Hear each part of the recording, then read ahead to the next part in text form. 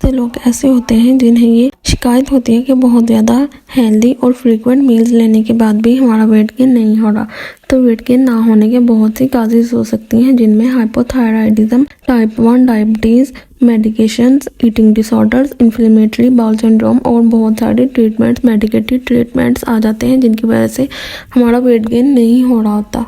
Thyroidism एक बहुत बड़ी वजह है जिसकी वजह से हमारा वेट गेन नहीं होता। हाइपरथायराइडिज्म हमारे बहुत से मेटाबॉलिक एक्टिविटीज़ को कंट्रोल करता है। वो लोग जिनमें हाइपरथायराइडिज्म ज़्यादा होता है या फास्ट होता है, उनमें जो है वो उनका मेटाबॉलिक रेट या मेटाबॉलिज्म फास्ट होता है, तो वो जितनी भी कैलोरीज ले लें तो उनकी जो कैलोरीज हैं बहुत ज़्यादा जल्दी बर्न होती रहती हैं, जिसकी वजह से वेट लॉस होता रहता है और वेट गेन नहीं होता। टाइप 1 डायबिटीज़ भी एक बहुत बड़ी वजह है जिससे वेट गेन नहीं होता।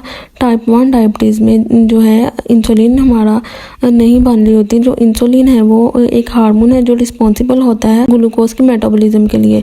जिन लोगों को टाइप 1 डायबिटीज़ होती है और वो अनमैनेज्ड होती है, तो इसकी वजह से ब्लड ग्लूकोज के लेवल जो है वो हाई हो जाते हैं। तो जब ब्लड ग्लूकोज का लेवल हाई हो जाता है तो वो यूरिन के ज़रिए एक्सक्रीट आउट होता रहता है। तो जब बहुत ज़्यादा ग्लूकोज की एक्सक्रीशन होती रहती है तो उनका अनइंटेंशनल वेट लॉस होता रहता है, जिसकी वजह से उनका वेट गेन नहीं होता। इसके अलावा इन्फ्लेमेटरी बाउल सिंड्रोम भी एक वजह है जिससे वेट गेन बहुत ज़्यादा मुश्किल से होता है। इसमें जो हमारी इंटेस्टाइन्स यानी कि जो छोटी और बड़ी आंतें होती हैं उनमें इन्फ्लेमेशन यानी कि स्वेलिंग हो जाती है।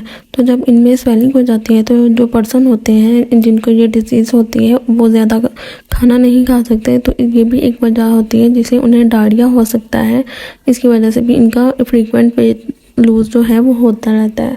बहुत सी मेडिसिन जो किसी स्पेसिफिक डिजीज़ को ट्रीट करने के लिए इस्तेमाल की जाती हैं, उनके साइड इफ़ेक्ट्स की वजह से भी वेट गेन करना बहुत ज़्यादा मुश्किल होता है। अगर किसी मेडिसिन के साइड इफ़ेक्ट्स की वजह से वॉमिटिंग या डायरिया हो जाता है तो इससे भी वेट लॉस होता रहता है वेट गेन होने की बजाय। इन बहुत सारी काजेज़ और डिफ़िकल्टीज़ के बाद भी लाइफस्टाइल चेंजेस ऐसे हैं जिनसे हम अपना वेट गेन कर सकते हैं। अगर हम अपनी डेली रूटीन से ज़्यादा मील्स और फ्रीक्वेंट मील्स इस्तेमाल करें और उनमें हेल्दी कार्ब्स, प्रोटीन्स और फैट्स का इस्तेमाल करें तो हम अपना वेट गेन कर सकते हैं। राइस और हाई प्रोटीन्स फूड लेके जिनमें ज़्यादा कैलोरीज होती हैं, अगर हम ये ज़्यादा कैलोरी फूड लेंगे तो हमारा वेट गेन ईजीली हो सकता है। इसके अलावा प्रोटीन शेक्स और सप्लीमेंट्स लेने से भी हमारा कैलोरी इंटेक जो है वो ज़्यादा हो जाता है, जिससे वेट गेन में हेल्प हो सकती है। ग्रेजुअली वेट गेन करने के लिए अपनी डेली कैलोरी रिक्वायरमेंट में 300 से 500 तक एक्स्ट्रा कैलोरीज इस्तेमाल करें। स्मॉलर मील्स इस्तेमाल करें और हेल्दी स्नैक्स लें और एक्स्ट्रा कैलोरीज जैसे कि चीज़, नट्स और सीड्स से भी हम इजीली वेट गेन कर सकते हैं। और हाई कैलोरी ड्रिंक्स जैसे कि मिल्क शेक भी वेट गेन में हेल्प कर सकती हैं।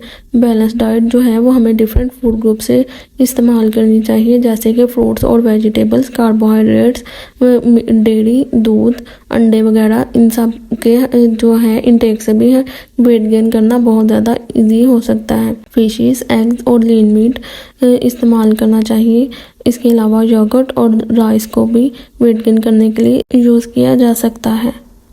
वेट गेन करने के लिए अपनी डाइट में एक्स्ट्रा कैलोरीज इंक्लूड करने से पहले ये हमें देख लेना चाहिए कि जो कैलोरीज हम अपनी डाइट में इंक्लूड कर रहे हैं वो हमारे लिए हेल्दी हैं भी या नहीं। वो फूड जो वेट गेन करने के लिए बहुत ज़्यादा इंपॉर्टेंट हो सकती हैं वो एनिमल और प्लांट बेस्ड प्रोटीन्स, फैट्स और ऑयल हो सकते हैं। इसके अलावा कॉम्प्लेक्स कार्बोहाइड्रेट्स और डेयरी प्रोडक्ट्स भी जो है वो हमारे वेट गेन में हेल्प कर सकते हैं। अपनी डेली डाइट में राइस, बटर, ब्रोकली, चीज़, एग्स, स्पिनट्स और कैश्यूज करी ऐड करने से जो है वेट गेन इजीली हो सकता है। इसके अलावा नट एंड नट बटर भी हम यूज़ कर सकते हैं वेट गेन करने के लिए। इसके अलावा फ्रूट्स और फ्रूट जूसेस भी वेट गेन करने में बहुत ज़्यादा हेल्पफुल हो सकते हैं।